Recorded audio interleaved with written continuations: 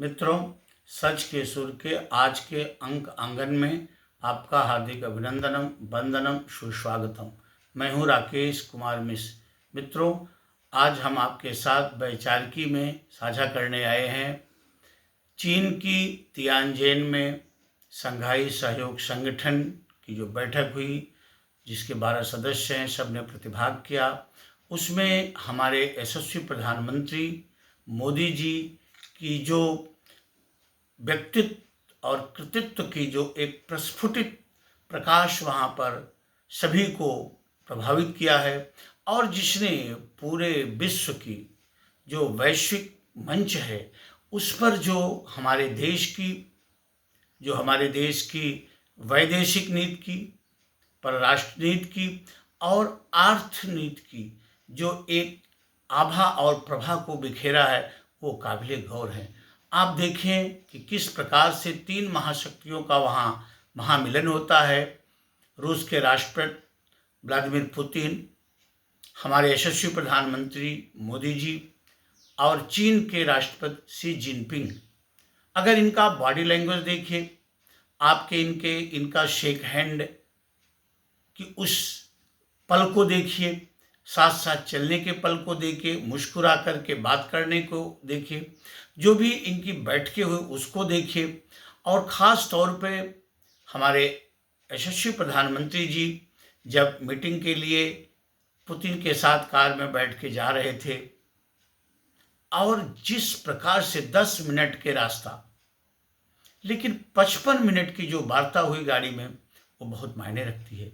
यही नहीं, चीन के शी जिनपिंग जी ने भी जो रेड कार्पेट पर पलक पावड़े बिछा करके हमारे यशस्वी प्रधानमंत्री का स्वागत किए, उससे पूरी दुनिया थर्रा गई है।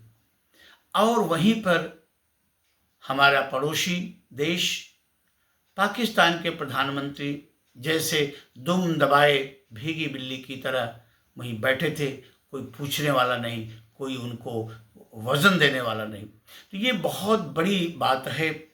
और ज्वाइंट डिक्लेरेशन में क्या क्या हुआ वो बाद में हम बातें करेंगे, वो मायने बहुत रखता है, क्योंकि चाइना की स्थिति बड़ी विचित्र है।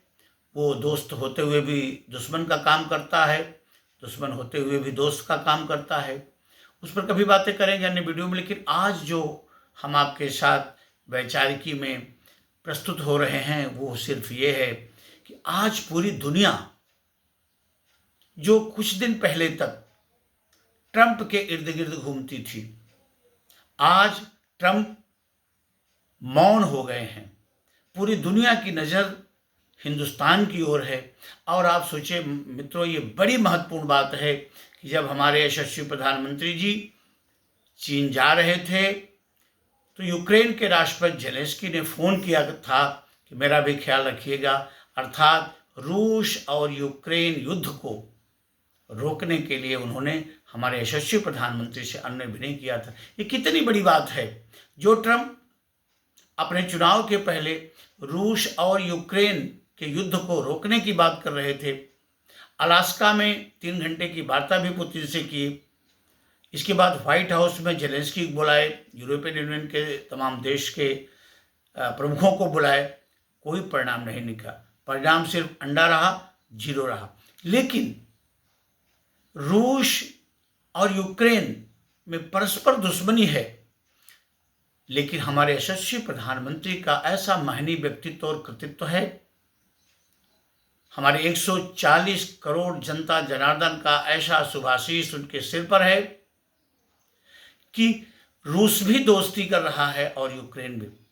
और आप जरा देखें कि जापान और चीन में भी बहुत बड़ी दुश्मनी है, लेकिन जापान ने भी पलक पावड़े बिछा करके हमारे यशस्वी प्रधानमंत्री का स्वागत किया और हमारे देश में 10 ट्रिलियन येन इन्वेस्टमेंट की बात की है।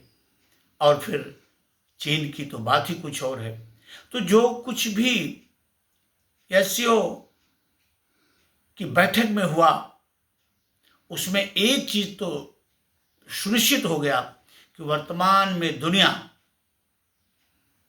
डॉलर के मुकाबले ये तीनों जो महाशक्तियों का महामिलन हुआ है, इस करेंसी की ओर नज़र गड़ाए बैठी है और ये सिद्ध कर रहा है कि आने वाले समय में अमेरिकी डॉलर धूल धूसरित होगा, ध्वस्त होगा और दुनिया एक नौ कलेवर लेने वाली है।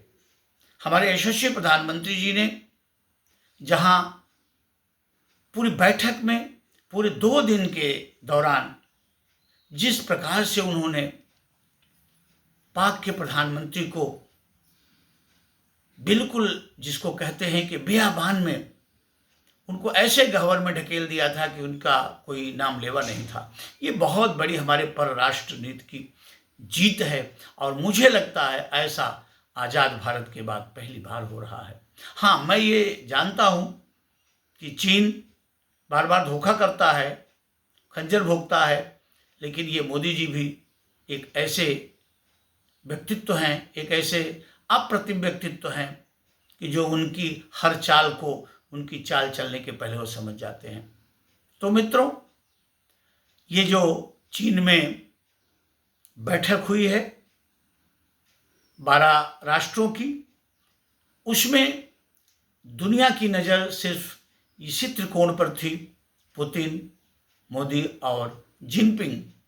और ये तीनों का मिलन देख करके मुझे तो लगता है कि ट्रंप का बीपी और शुगर बढ़ गया होगा, क्योंकि आज वो अकेले पड़ रहे हैं। और आप देखिए कि जितने भी इस समय वर्तमान में विश्व में संगठन हो, चाहे वो G7 हो, चाहे वो यूरोपीय यूनियन हो, और चाहे जितने भी संगठन बने हुए हैं, सारे संगठन में हमारे यशस्वी प्रधानमंत्री को अपने सिर पर बैठाया हुआ है, पलक पौड़े बिछा करके स्वागत कर रहा है। तो मित्रों, ये हमारे 140 करोड़ जनता जनार्दन के लिए ये बहुत बड़ी जीत है, ये बहुत बड़ी विजय है कि दुनिया आज मोदी के कदमों का इंतज़ार कर रही है और आने वाले समय में मोदी डॉक्ट्रिन को पूरी दुनिया देखेगी। तो मित्रों, आज के अंक में बस इतना ही।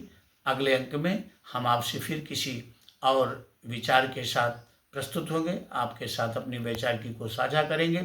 तो आप हमारे इस वीडियो को देखिए और इसमें अनमोल विचारों को आप हमें अवगत कराएं। जय हिंद, जय भारत।